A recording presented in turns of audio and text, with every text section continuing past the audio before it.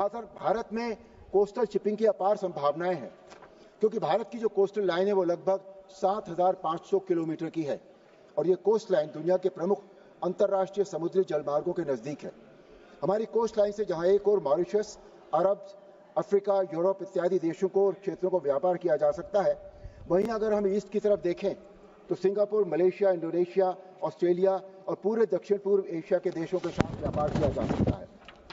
भारत को अपनी लंबी कोस्ट लाइन का एक बड़ा लाभ यह भी है कि कोस्टल शिपिंग के जरिए व्यापार करना व्यापार के दूसरे साधनों के मुकाबले बहुत सस्ता पड़ता है। इतनी बड़ी कोस्ट लाइन के कारण अगर बंगाल से केरल तक माल ले जाना है तो कोस्टल शिपिंग उसमें बहुत अधिक सहायक है। इसी तरह यदि केरल से गुजरात तक माल पहुंचना है तो उसके लिए शिपिंग सबसे सस्ता जरिया है। वास्तव में कोस्टल शिपिंग भारी कार्गो को एक समुद्री तट से दूसरे समुद्री तट तक ले जाने में बेहद सहायक है और एक कोस्ट लाइन से 20 नॉटिकल मील तक कोस्टल शिपिंग मानी जाती है। कोस्टल शिपिंग देश के प्रमुख बंदरगाहों के बीच जहां व्यापार में सहायक है, वहीं कोस्टल शिपिंग के जरिए कंटेनर, बड़े साइज का cargo, truck, semi trailer, car, अनाज, फर्टिलाइजर, स्टील, कोयला, नमक, पत्थर, स्क्रैप, मिनरल्स सभी को कम दाम में परिवहन करता है। कोस्टल शिपिंग का एक और बहुत बड़ा लाभ यह है कि जहां सड़क परिवहन से प्रदूषण फैलता है, वहीं कोस्टल शिपिंग एनवायरनमेंट फ्रेंडली है। इस बिल के पास होने से परिस्थितियां भारतीय शिपिंग कंपनियों के पक्ष में बदलेंगी, रेड टेपिज्म कम होगा, स्थानीय व विदेशी व्यापार में भारतीय शिपिंग कंपनियों की भागीदारी बढ़ेगी और सबसे महत्वपूर्ण बात यह है कि भारतीय ध्वजवाहक शिपिंग कंपनियों को कोस्टल शिपिंग में लाइसेंस की जरूरत नहीं रहेगी। इस बिल का उद्देश्य घरेलू शिपिंग कंपनियों की नौ परिवहन में भागीदारी व रोजगार बढ़ाना है। ये एक राष्ट्र हित का उद्देश्य है, अतः मैं इस बिल का पूर्ण रूप से समर्थन करता हूं। जय श्री राम। माननीय सदस्य श्री नरेश चंद्र उत्तम पटेल जी।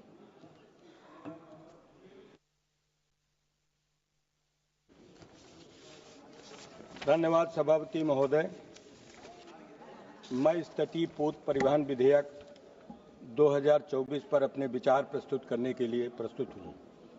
ये विधेयक अच्छे इरादों की बात करता है, लेकिन इसमें कई खामियां हैं जो हमारे देश के हितों को नजरअंदाज करती हैं। मैं मुख्य बिंदुओं पर अपनी बात रखना चाहता हूँ। ये विधेयक सारी शक्ति केंद्र के हाथों में देता है। शिपिंग महानिदेशक को लाइसेंस और नियम बनाने का अधिकार देना राज्यों की भूमिका को कम करता है। तमिलनाडु, गुजरात, बंगाल जैसे तटीय राज्य इस विधेयक में अपनी आवाज खो रहे हैं। क्या ये संघवाद का सम्मान है? हम मांग करते हैं कि राज्यों को निर्णय प्रक्रिया में शामिल किया जाए। सरकार कहती है कि यह विधेयक रोजगार बढ़ाएगा, लेकिन ये बड़े कारपोरेट्स को फायदा पहुंचाने वाला है, न कि मछुआरों या छोटे जहाज मालिकों को। मानवर 2001 में सिर्फ एक बड़े बंदरगाह मुंद्रा से अडानी समूह आज सबसे बड़ा निजी ऑपरेटर बन गया है, जिसके पास 14 बंदरगाह और टर्मिनल हैं, जो देश के बंदरगाहों से गुजरने वाले सभी कार्गो का 1/4 हिस्सा संभालते हैं। औसतन हर 500 किलोमीटर तट पर एक अडानी बंदरगाह है। ये अभूतपूर्व विस्तार, जिसका ज्यादातर हिस्सा अधिग्रहणों के जरिए हुआ है, पिछले 10 सालों में ये चिंता का विषय है। उसके बाद के एक बंदरगाह खरीदने की अनुमति क्यों दी जा रही है? कुछ मामलों में तो पिछले मालिकों पर छापे के बाद और इसके गंभीर सुरक्षा निहितार्थों के बारे में विचार किए बिना सितंबर 2000 में गुजरात के मुंद्रा स्पोर्ट पर 3000 किलोग्राम ड्रग्स जब्त किया गया। यह एक गंभीर चिंता का विषय है। मानवर अगर विदेशी कंपनियों को अधिक अधिकार मिलते हैं तो असमानता बढ़ेगी। क्या गरीब तटीय समुदायों के लिए कोई ठोस योजना है? हमें समावेशी विकास चाहिए, न कि चुनिंदा लाभ।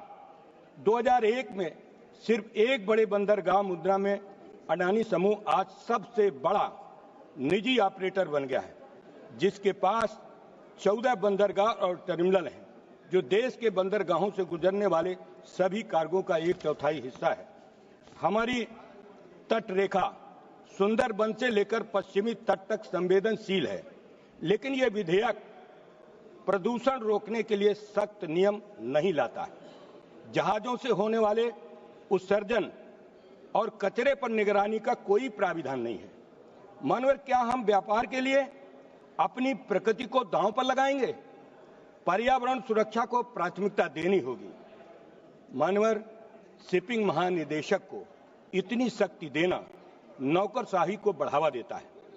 राष्ट्रीय डेटा बेस की बात तो हो रही है, लेकिन डेटा गोपनीयता का क्या? ये विधेयक पारदर्शिता के बजाय अस्पष्टता लाता है। हम संसदीय निगरानी और जन परामर्श की मांग करते हैं ताकि जनता की आवाज सुनी जाए। अंत में ये विधेयक बुनियादी ढांचे की कमियों को नजरअंदाज करता है। बंदरगाहों में सुविधाएं नहीं हैं, अंतर्देशीय संपर्क कमजोर हैं। गंगा नदी पर राष्ट्रीय जलमार्ग की हालत देखिए, गाद कम गहराई और टर्मिनलों की कमी इसे बेकार बनाती है। बिना गंगा जैसे जलमार्गों को ठीक किए तटीय नौवहन से जोड़े ये विधेयक सिर्फ कागजी वादा है। सरकार को निवेश करना होगा, न कि सिर्फ कानून बनाना। मानवर, मेरा जिला फतेहपुर गंगा यमुना के बीच में स्थित है। मेरे गृह जनपद में बहुत झीलें हैं। अखनई जैसी झील है जो अंतिम सांस ले रही है। इस झील की परिधि 7 किलोमीटर है, जो नैनीताल झील से भी अधिक है। इस झील में ससुर खरेदी नदी निकलती है, जो यमुना की सहायक नदी है, और यमुना अंततः गंगा की सहायक नदी है। फतेहपुर में इसके अतिरिक्त कई अन्य झीलें हैं जिनके पुनरुद्धार की तत्काल आवश्यकता है। मेरी सरकार से मांग है कि इन झीलों के पुनरुद्धार हेतु नमामि गंगे योजना के तहत विशेष परियोजना लागू की जाए। मानवर, अभी सदन में मछुआरों की दयनीय स्थिति पर चर्चा हो रही थी। मानवर, मेरे जिले में गंगा जमुना के किनारे मछुआरे बहुत बड़ी तादाद पर रहते हैं, लेकिन डबल इंजन की सरकार में उन मछुआरों की जीविका पर पूरा कुठाराघात किया गया है। माननीय अखिलेश यादव जी की सरकार में मछुआरों को आवास दिए गए। माननीय अखिलेश यादव जी की सरकार में उनको तालाब के पट्टे दिए गए। गंगा यमुना के किनारे मछली मारने के उनको ठेके दिए गए। लेकिन आज मानवर, उस डबल इंजन की सरकार में मेरे जनपद में माफिया हावी है। वो खनन से लेकर मानवर मछली के ठेके सब इकट्ठा कर लेते हैं, जो लगातार मछुआरों को पेट में लात मार रहे हैं। मानवर, इस जो विधेयक है, मैं ये विधेयक केंद्रीकृत, कारपोरेट हितैषी और अधूरा है। हम संशोधन चाहते हैं। राज्यों की भागीदारी, पर्यावरण सुरक्षा और छोटे ऑपरेटरों के लिए समर्थन सुनिश्चित, ये देश का भविष्य है, इसे हल्के में न लिया जाए। माननीय, मेरी कुछ मांगे हैं। मैं आपके माध्यम से सरकार के सामने वो बात कहना चाहता हूं कि भारतीय शिपिंग कंपनियों को प्राथमिकता दी जाए, विदेशी कंपनियों को सीमित छूट मिले, तटीय राज्यों को इस विधेयक के निर्माण में परामर्श और भागीदारी का अधिकार मिले, भारतीय मछुआरों और समुद्री श्रमिकों की सुरक्षा के लिए ठोस प्राविधान जोड़े जाएं, राष्ट्रीय सुरक्षा को ध्यान में रखते हुए विदेशी जहाजों के प्रवेश और गतिविधियों पर कड़ी निगरानी रखी जाए, पर्यावरण सुरक्षा को ध्यान में रखते हुए इस विधेयक में सख्त प्राविधान जोड़े जाएं। माननीय अध्यक्ष सभापति महोदय, ये विधेयक भारत के समुद्री क्षेत्र के लिए महत्वपूर्ण है, लेकिन इसे बिना जरूरी सुधारों के लागू करना आत्मघाती साबित होगा। हमारी मांग है कि सरकार इस विधेयक पर पुनर्विचार करे और इसमें भारतीय हितों को प्राथमिकता दी जाए, अन्यथा ये विधेयक भारत के तटीय व्यापार और सुरक्षा के लिए एक गंभीर खतरा बनेगा। इन शब्दों के साथ मानवर, आपने मुझे बोलने का समय दिया, मैं आपका धन्यवाद करता हूँ। सदस्य Shri Saugata Rai ji.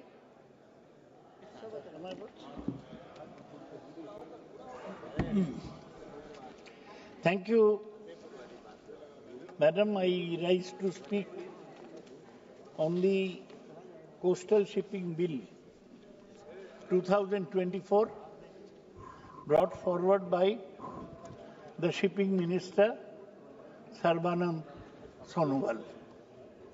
Madam, coastal shipping is a huge area. It covers 7,500 kilometers of our coast. Problem with our coast is that we have a long coastline, but it is not indented. If you compare it with Scandinavian coast, there are indentation so that ships can go straight into the harbor. We don't have that facility, but we have to make do what we have. Now,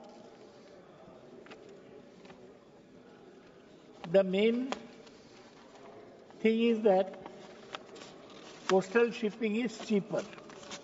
For instance, you are from Madhya Pradesh, you wouldn't realize we have a problem with Calcutta. From Calcutta to Chennai, we can carry coal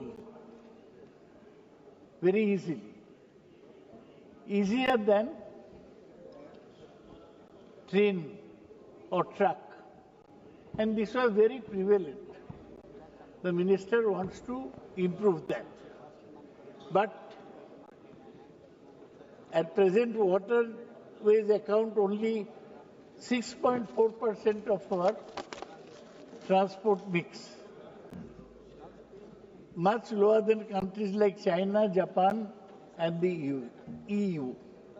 The bill seeks to increase the share to 7.5% by 2030 and 12% by 2047, reducing congestion on roads and railways.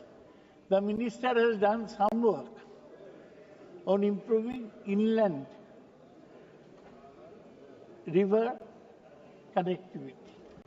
Mainly our national waterways are there, Ganga, Brahmaputra, and other places.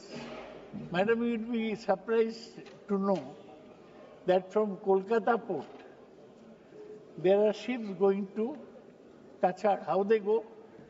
They go down Ganges to the sea.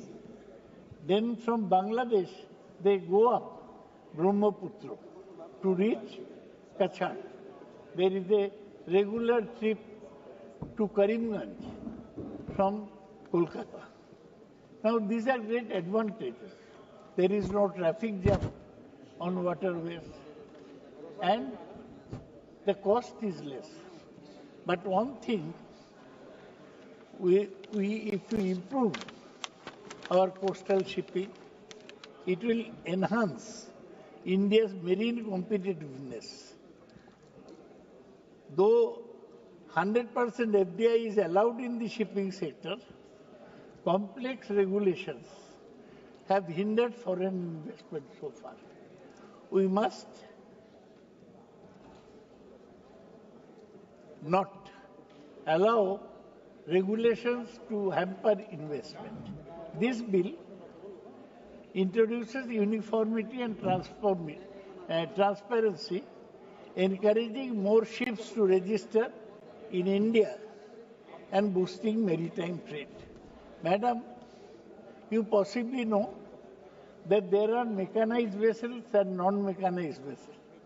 For instance, if you take a barge, huge barge, going by the Ganges or going into Bangladesh, it is a non-mechanized vessel. If you look at the huge oil platforms through which we raise oil from Bombay High, they are also non-mechanized. Mechanized are those which use an engine. The engine may be petrol engine, but it is better to have a CNG engine. That will improve our marine competitiveness. This is one suggestion that we have. And we should have a provision in clause 3 requiring at least 50% of India's domestic cargo to be transported by Indian flagged vessels. In this house, a few days ago, I mentioned that we have not given attention to the shipping sector. Mr. Sonowal as a minister is giving attention to the shipping sector. He is trying to improve both inland, coastal and high seas ship transportation. That is a big way of improving our situation. Madam, the bill mandates the creation of a national coastal and inland shipping strategic plan within 2 years of the commencement of the Act. But one requirement is that we must not depend wholly on the Director General of Shipping. Director General of Shipping has biggest bureaucrat in the Shipping Ministry after the Secretary. We must create an independent body to look after shipping matters instead of giving it to a single Director General of Shipping. Madam, there is a big problem of Indian seafarers or sailors finding jobs. The government should mandate a minimum quota of Indian seafarers in Indian flagged vessels. We should give more encouragement to the shipping companies that employ Indian seafarers through tax rebates. Lastly, Madam, the new National Coastal and Inland Shipping Strategic Plan should be implemented in a hurry. Madam, from ancient times, ships have opened up India's doors.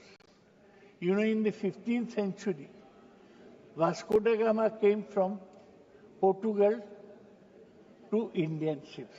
But even before that, Samrat Ashok sent his children to the Southeast Asia. Shivaji had a fleet. Kanoji Angre was Shivaji's admiral. And Vijay, finest navy. Madam, also the Vijayanagar kings, they also Cholas, they also had fleets. So I would ask the shipping minister that he has got straight 4 years till the next election. So he should show some result in this Andhra Pradesh, having the second largest coastline in the country, will benefit from the bill. So will Maharashtra, which has got a big coastal line. So I don't want to prolong my speech. Bills should not be introduced only to establish or force regulations. There are too many regulations. You get a punishment because of this, you have to pay so much. No, bills or laws should be there to encourage shipping. And I would like this Indian shipping to benefit totally from this bill. I look forward to Kolkata benefiting because Kolkata has a long time, though it is inland, ships go out from Kolkata to Chennai, to Bangladesh, and it will benefit very much if the shipping is improved. With this word, I have nothing to oppose in the bill. I have made some suggestions. I thank the Minister. Thank you. माननीय सदस्य Shri कातिर Anand ji.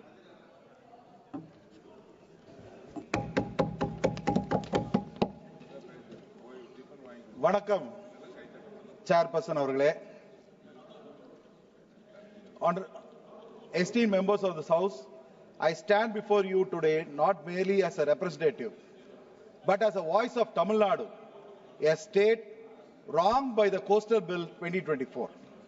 This legislation, draped in the garb of modernization, is an insult to our maritime legacy, a betrayal of our economic aspirations, and a dagger aimed at the heart of our coastal communities. Tamil Nadu, with its 1,076 kilometers of coastline, its bustling ports, and its indefatigable people, deserves better than its half-baked central-centric travesty. Let me tab through this facade and demand a justice for my state, madam. First, this bill dares to dangle the carrot of ease of doing business by scrapping licenses for Indian flag vessels. A fine idea. If we ignore the stark of reality of Tamil Nadu, our shipyards are shadows of what they could be. Our ports grown under decades of neglect, and our shipping firms struggle to compete. Where are the ships were meant to flag? Madam, Gujarat may boast about its maritime might, but Tamil Nadu languishes without the infrastructure to claim this so-called benefit. And yet, under the visionary leadership of our Honorable Chief Minister Tamil Nadu, Thru M.K. Stalin, he has fought to rise above apathy, pushing for port expansions at Tuticorin, modernizing Chennai, and dreaming of shipbuilding hub in our state, madam. Why then this bill offer us crumbs while others feast? We demand funding, not empty promises. Madam, the bill's grant talk of integrating our inland waterways with coastal shipping is a cruel joke for Tamil Nadu, madam. The Buckingham Canal, once a jewel of our trade network, lies choked, abandoned, a victim of central indifferences. Our Chief Minister has tirelessly championed its revival, allocating funds and drafting plans to link it to our ports. Yet, this bill offers no support, no commitment, just vague platitudes about coordination. Why must Tamil Nadu beg for what other states are handed? We will not be silenced while the center dreams of rivers that we do not have. Restore our waterways or admit this bill is a sham. Third, madam, the National Coastal and Inland Shipping Strategy Plan is a slap in the face of the state autonomy. Every 2 years, Centre will dictate our maritime fate as if Tamil Nadu needs can be scribbled on our bureaucrats' notepad. Our minor ports need dredging. Our fishing harbors need protection. Our industries need connectivity. Yet this bill chains us to centralized leash. Our Chief Minister has shown the way, fostering maritime growth with initiatives like Tamil Nadu Maritime Board and Coastal Economic Zones. Why should his efforts be shackled by a plan that ignores our voice? We demand co-ownership of this strategy, not subversive to it. Fourth, madam, the environmental stakes of this bill are a ticking time bomb for Tamil Nadu. Our Gulf of Mannar, our Palak Bay, these are not just waters, they are our lifeblood. Cradling biodiversity found nowhere else, madam.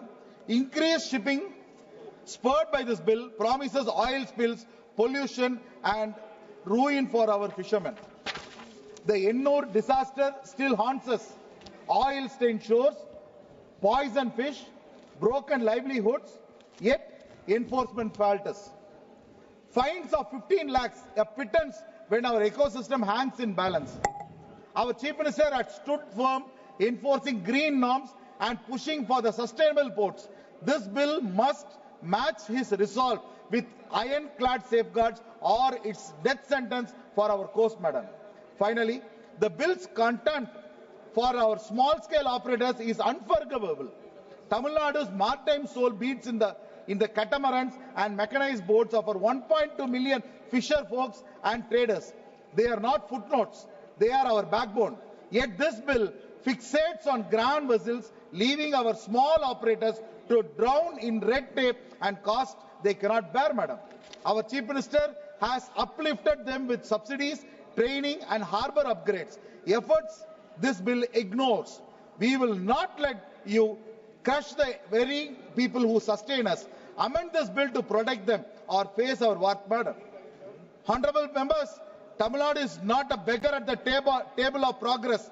We are a titan demanding our due. Our Chief Minister has lit the path, expanding Tuticorin's capacity, greening our ports and dreaming of a maritime renaissance. But this bill dims that light with its neglect, its arrogance, its blindness. I say to the House, rewrite it, fund our ports, revive our waterways, respect our autonomy, shield our environment and honor our small operators. Anything less is affront to Tamil Nadu's pride, a mockery of our Chief Minister's toil and a betrayal of our Tamil Nadu people. We will not bow, we will not break. Give us justice or prepare for the roar. Thank you, Madam. माननीय सदस्य Shri लाभू Shri Krishna ji.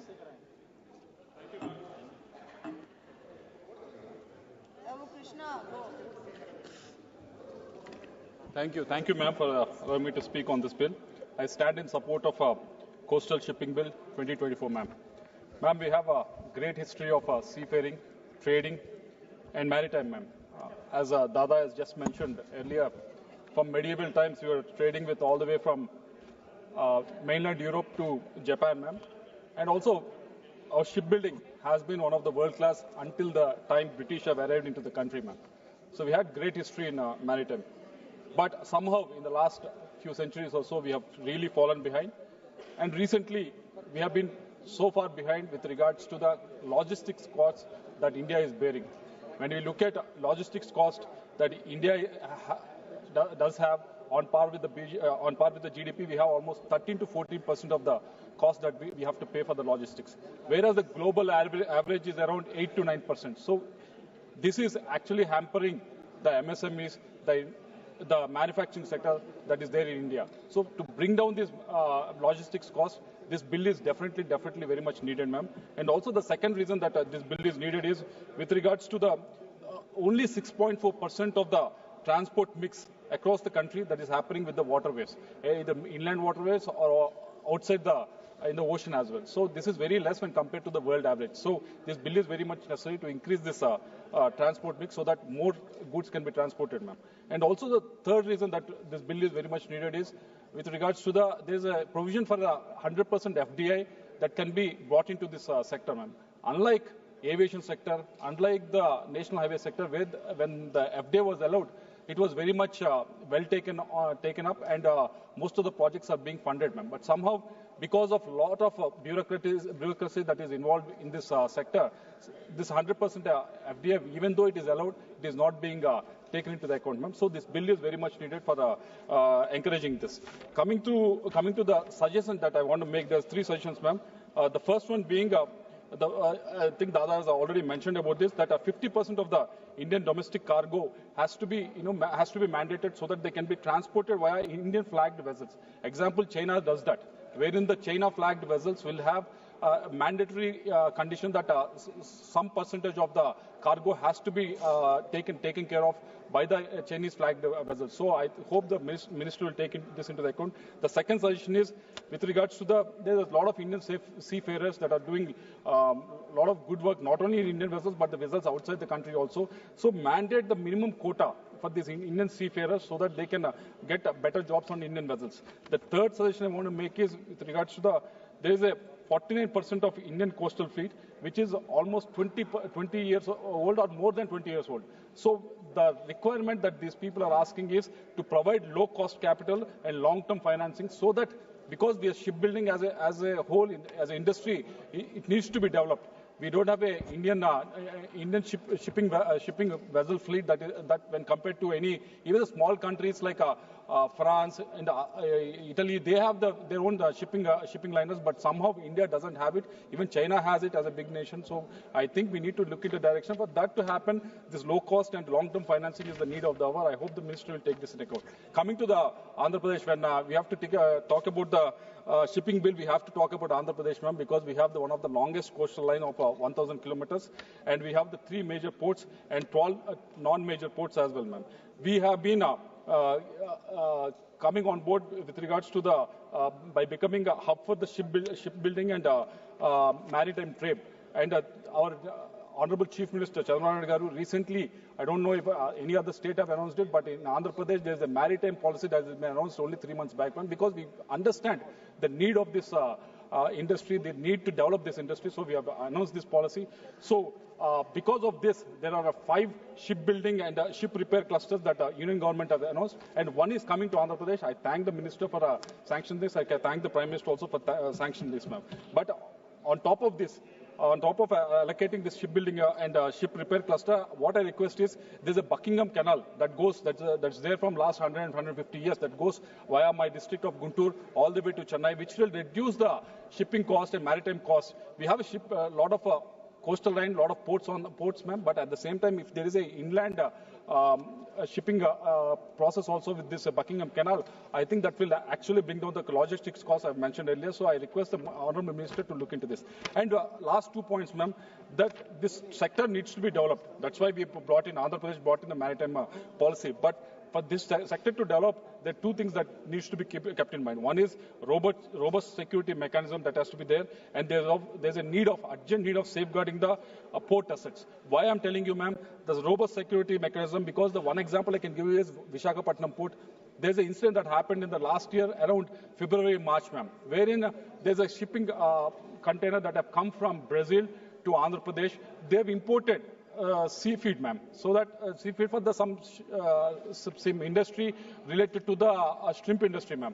They imported the seafood. Somehow that Interpol has sent a message saying there is a cocaine that is been coming in. And because someone has alerted, the container that has come into the Vizag port, it has been stopped. Okay, they stopped it. I understand that. But there's a process, due process that needs to be followed.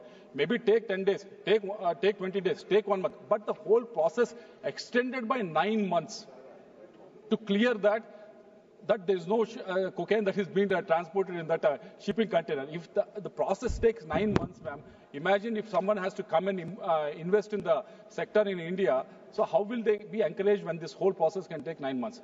Eventually, I have to say it in the house, even my name was dragged into that incident. My name was that somehow it is associated or something, but eventually there's nothing that has been found. But why I'm telling this example is 9 months of clearing a small issue doesn't sound well when we are asking for FDI to come in, 100% FDI to come in. So I request the Minister to look into this issue. Second issue, ma'am, with regards to the Kakinada port. Kakinada port, my fellow MP is also sitting here, and I'm mentioning this issue because we need to safeguard the port assets. Because I'll give you an example of what has happened. There was, in the previous government, what has happened was this Kakinada port, which was valued around 2,500 crores for the 40% stake. It has been taken by force by 494 crores. Whereas where it is owned by 2,500 crores, it has been taken out for 494 crores. Ma'am, this might happen. This will happen. This might happen. Maybe in the inside trading or whatever it is, ma'am. But the problem, the crux of the problem here is the maritime trade gets affected. Whatever the goods that has to be transported from this port gets hampered because of this non-protection of the port assets, ma'am. So I request the Minister to actually look into how these transactions are being done, so that there is some transparency. Because as a country, we also don't want to lose any of this. Whenever this transaction happens, there is some income that the government gets, either central government or the state government also gets. Definitely, there are so many people that are involved. There's so many employees that are involved in the port, working in this port. They also get affected. So I request the Minister to look at it. When we are looking for 100% FDI to come in, when we want the whole thing to be streamlined and much more process-driven, I request the Minister to look into issues with regards to the security as well as safeguarding of the port assets, ma'am. With this observation, I support this bill wholeheartedly, ma'am. Thank you. माननीय सदस्य श्री आलोक कुमार सुमन जी। धन्यवाद सभापति महोदया। मैं आपका आभार व्यक्त करता हूं कि आपने आज मुझे द कोस्टल शिपिंग विंग 2024 पर अपनी बात रखने का मौका दिया। जैसा कि हम सभी जानते हैं, हमारे देश में 7,500 किलोमीटर का समुद्री किनारा माल ढुलाई और यात्रियों की आवाजाही के लिए शामिल है।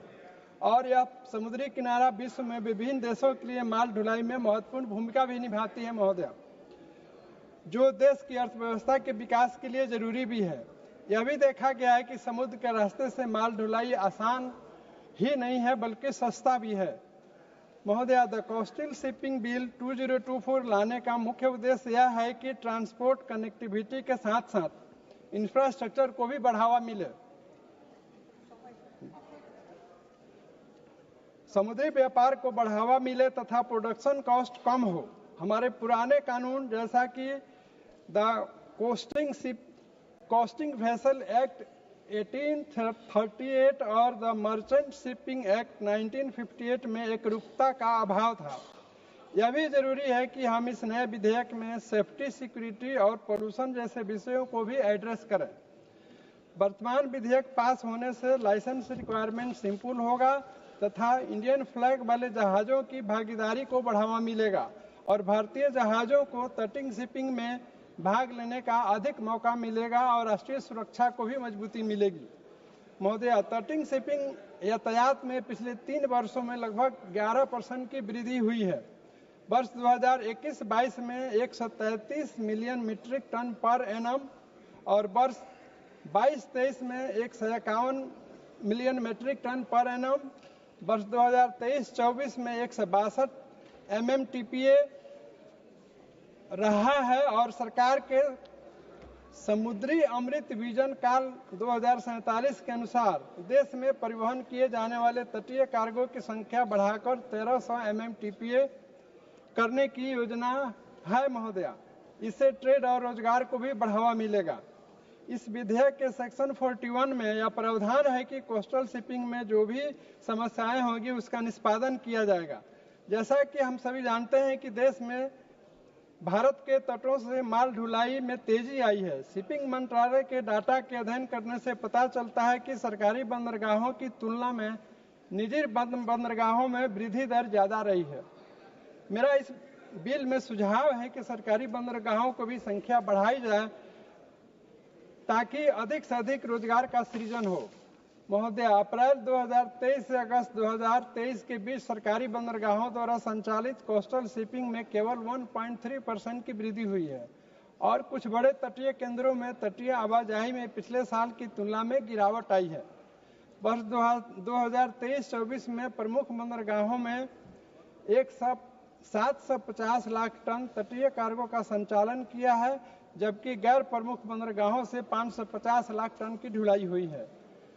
माननीय प्रधानमंत्री श्री नरेंद्र मोदी जी और हमारे माननीय मुख्यमंत्री श्री नीतीश कुमार जी के नेतृत्व वाली सरकार ने यह निर्णय लिया है कि 5 राज्यों गुजरात, महाराष्ट्र, केरल, आंध्र प्रदेश और उड़ीसा में शिप बिल्डिंग और शिप रिपेयर क्लस्टर स्थापित किए जाएं।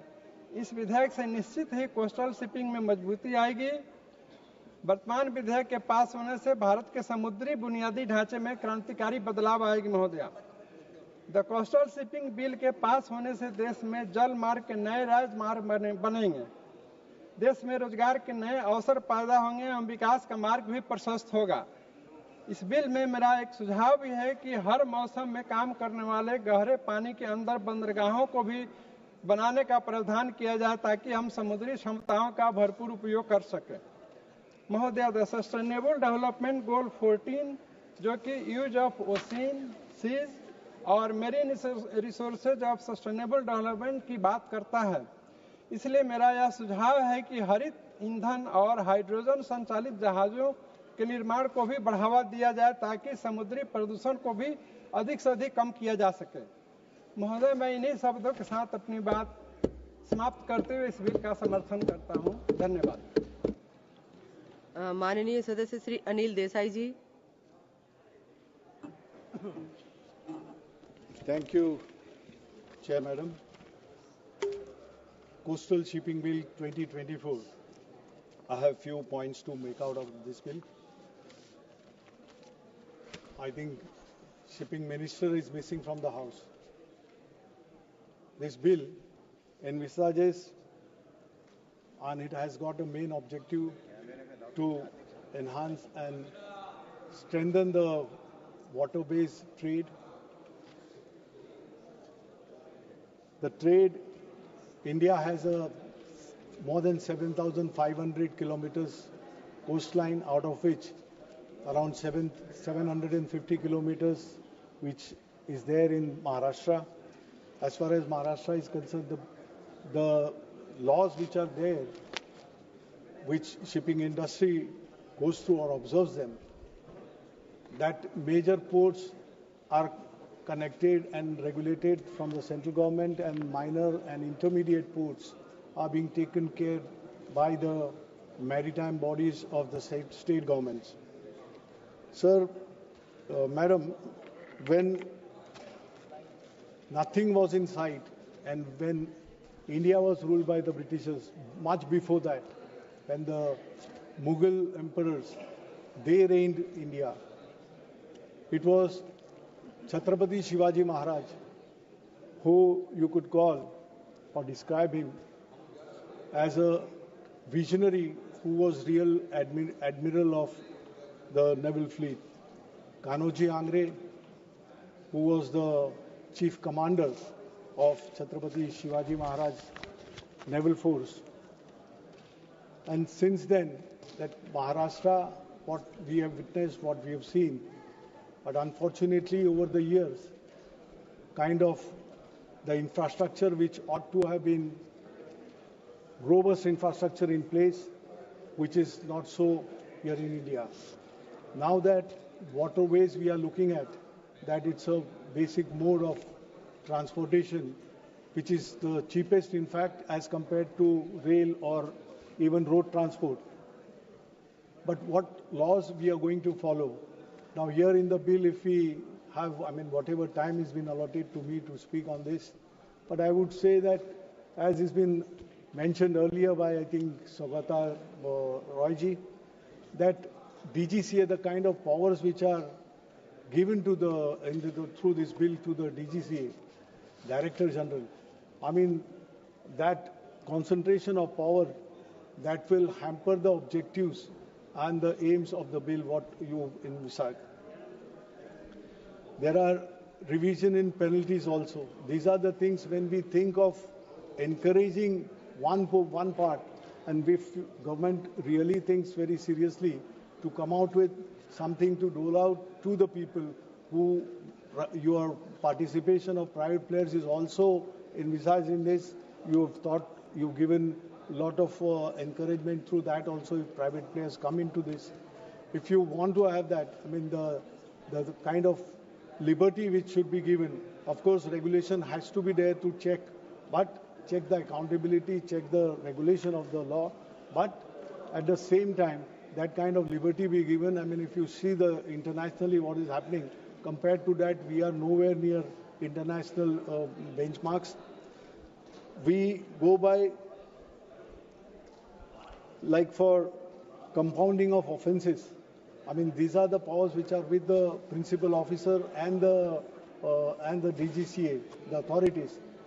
Now, offences which happen, one who is a regular history sheeter, one can understand that revocation of licensing and all that. But those who are there by oversight or inadvertent mistakes when they happen, forgetting the main documents or, absence of main documents when they are asked at the time of check, if they are not found, if severe penalty is given, that hampers not only the growth of that individual or that organization, but it hampers in a big way that ecosystem itself gets disturbed. The another potential what you have seen is regarding the recruitment of good people. What Indian seafarers today are finding, because foreign shippers are the main players who have captured this complete industry. And if Indian vessels, Indian flag vessels are to come into the play, then we have to compare with what is happening internationally. Internationally, total exploitation of our seafarers, sailors is happening. And there has to be check as far as this new regulation is concerned. Their emoluments, their remuneration, and really that kind of scope need to be there, that crew is developed, that other technical staff is developed. One more, this thing is, it is not only for carrying or carriage of goods and the passengers. Besides that, that non-propelling vessels like drilling units, they are also included in this, because coastal, by way you are encouraging trade out of coast. So coastal trade, if it is to take place and really it has to progress the way it is being designed, then these are the things where we have to, I think government will be giving much more attention than what is only come out by way of this legislation. And once it is done, then I think we will be at par, or we should have an objective that India would be one of the best, or internationally, that we compete with foreigners, we compete with advanced countries, and that kind of infrastructure we build and the encouragement be given. Thank you, Madam. I support this bill. Dhanyavad. Report of the Business Advisory Committee, Honorable Sri Arjun Ram Meghwal ji. Honorable Madam, with your permission, I rise to present the 9th report of the Business Advisory Committee. Thank you. Honorable Member Srimati Supriya Sule ji. Thank you, ma'am. I stand here on behalf of the Nationalist Congress Party SP to speak on the coastal shipping bill. So as mentioned by my earlier colleagues, that India has had a history of maritime trade and a strong naval fleet for generations. Be it Chhatrapati Shivaji Maharaj, be it the Chola dynasty, be it the Pandyan dynasty.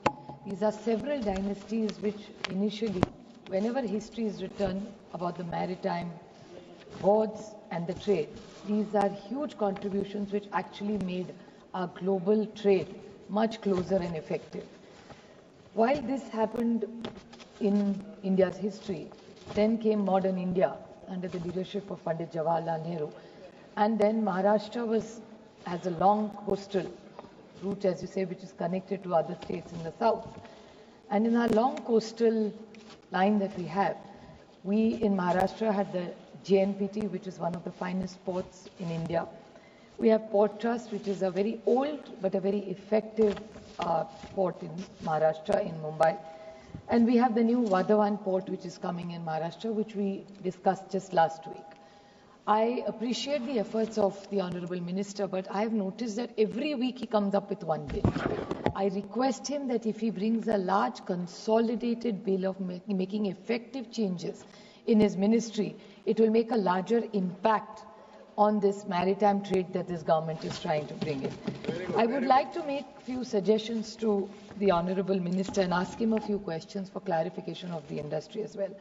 That there was a 1838 and a 1958 Vessels Act, which talked about regulation, safety, security, pollution, prevention. Now, while he is covering all these points and consolidating several of these issues every week in his mantralaya, in his department, I request him that he should even make sure that every fisherman, because we just debated a lot of fishery, dairy, allied businesses and agriculture today. So the fishermen have to be protected and looked after every time we do any kind of this. My colleagues sitting here from the DMK, I know how much they suffer every time. When some fisherman by default goes across the border, he has no clue, there are really no borders there. And how they are caught, punished. So I think while we have policies for port and maritime trade, we must be very, very sensitive to the fishermen of this country, which are very critical part of an economy of this country as well. They do participate in the growth of this country. Just because they don't have a loud voice, that doesn't mean, or they don't create crores of infrastructure, that doesn't mean they don't deserve a voice in this house that we are standing on. I would like to ask them a few questions which we need to seek clarification, ma'am. Streamlining of licensing in these procedures. I appreciate the efforts of the government to bringing the foreign and the Indian vessels together on the same thing. But while you are bringing this great introduction by using technology, I would like to ask that will there be a license which will be approvals or rejections in a timeline manner?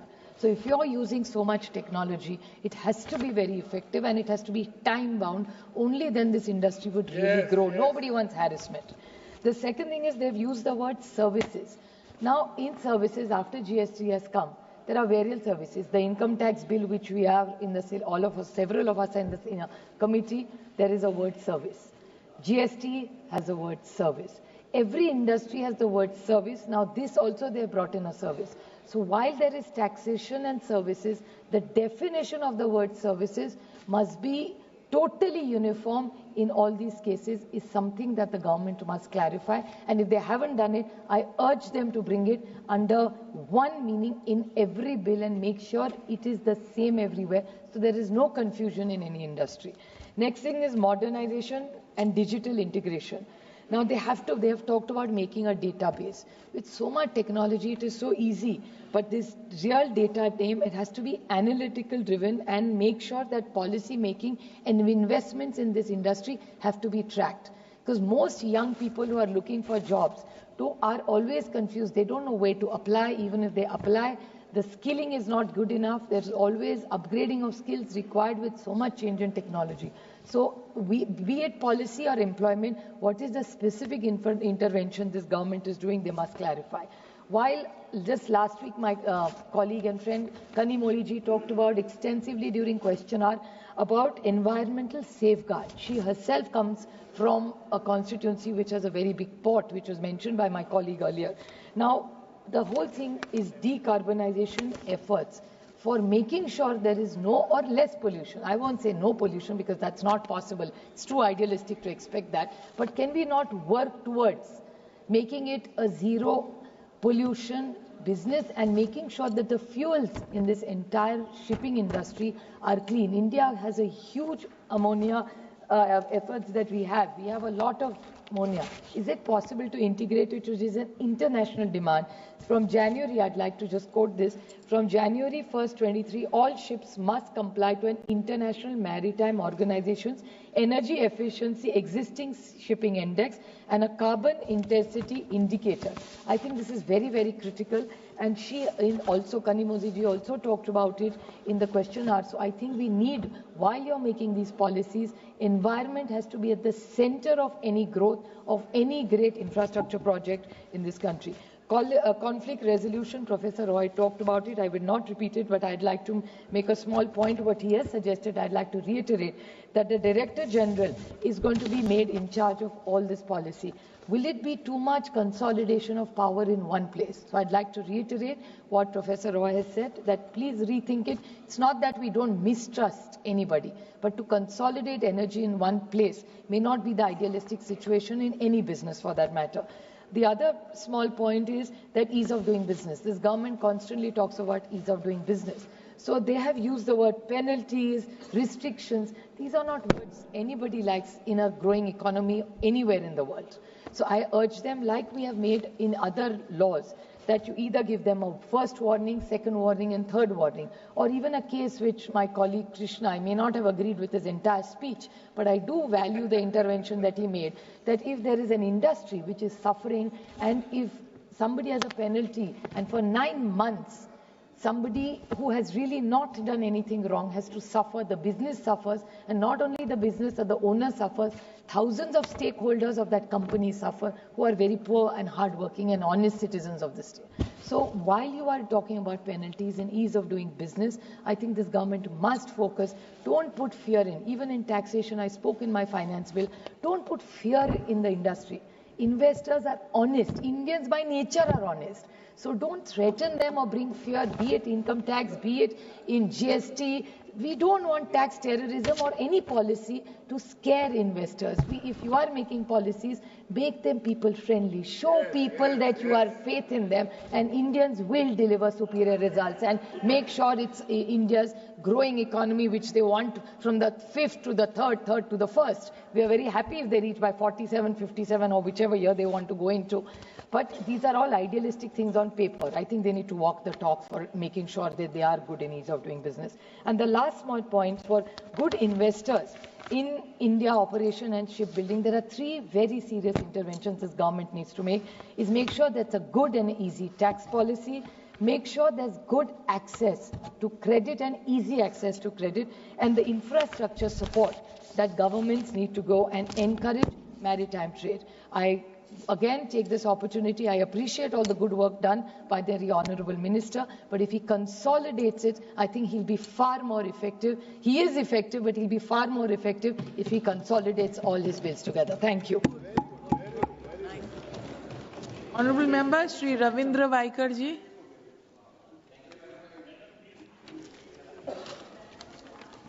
इस bill के ऊपर कहते हुए Chhatrapati Shivaji Maharaj called the father of the Indian navy. हमारे देश में समुद्र का पहला महत्व जो सोचा था वो छत्रपति शिवाजी महाराज ने। इसी के कारण उन्होंने तट के ऊपर अपने किले भी बनाए थे, अपनी सेना अपनी फौज भी रखी थी। हमारे मुंबई में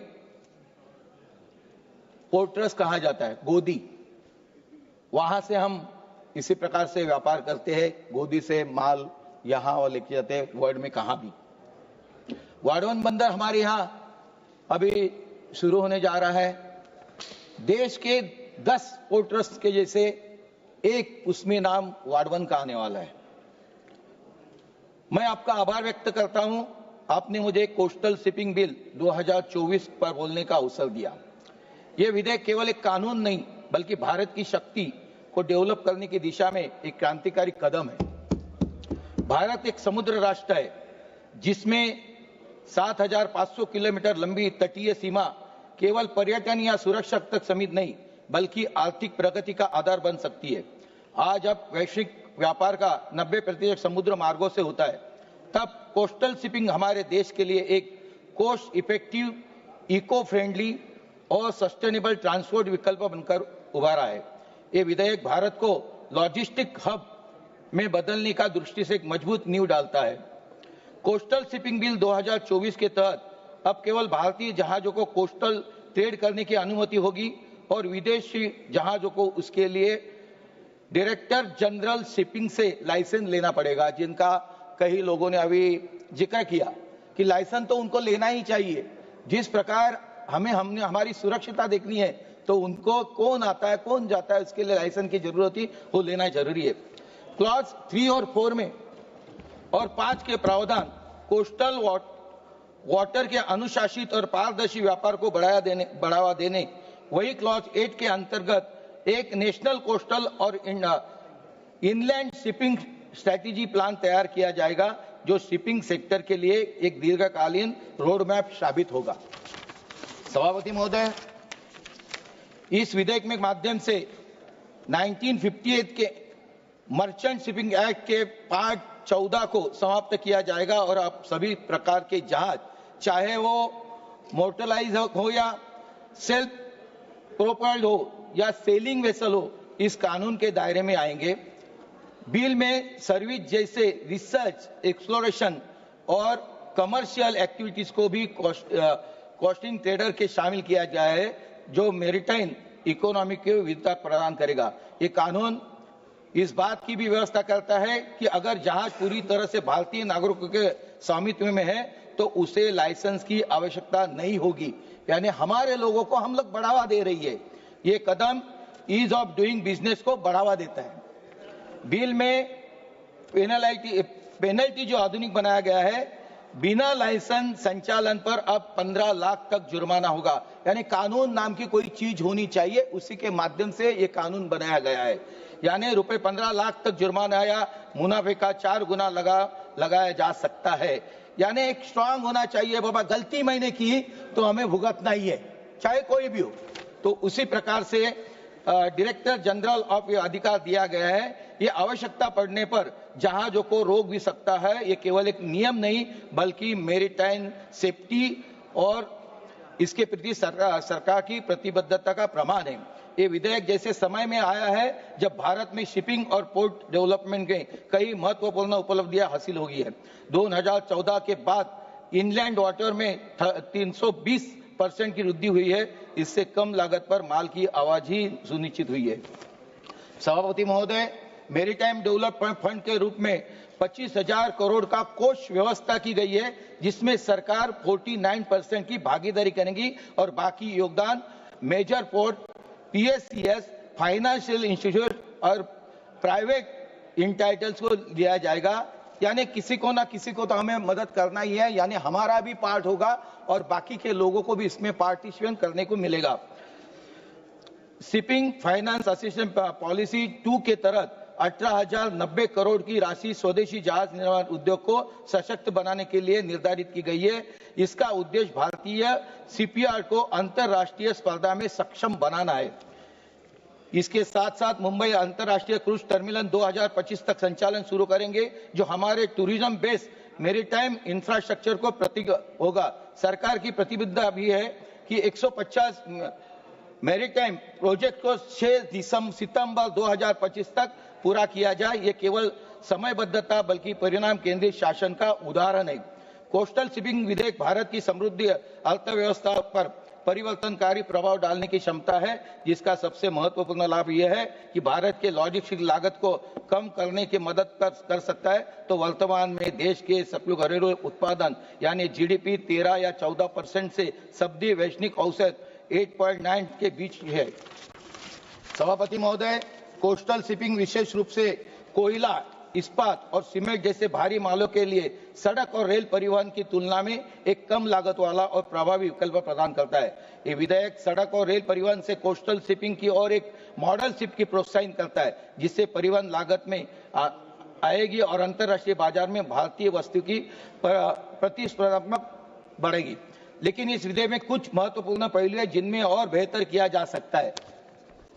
मंत्री महोदय, जिसके माध्यम से सबसे पहले हमें उन देशों से सीखना है, आवश्यकता है जिन्होंने कोस्टल शिपिंग को अपने ट्रांसपोर्ट सिस्टम में सफलतापूर्वक एकीकृत किया है, जैसे कि अमेरिका के जोन्स के तरह भारत में इंडियन फ्लैग शिप्स और इंडियन स्क्रू की अनिवार्यता सुनिश्चित करे।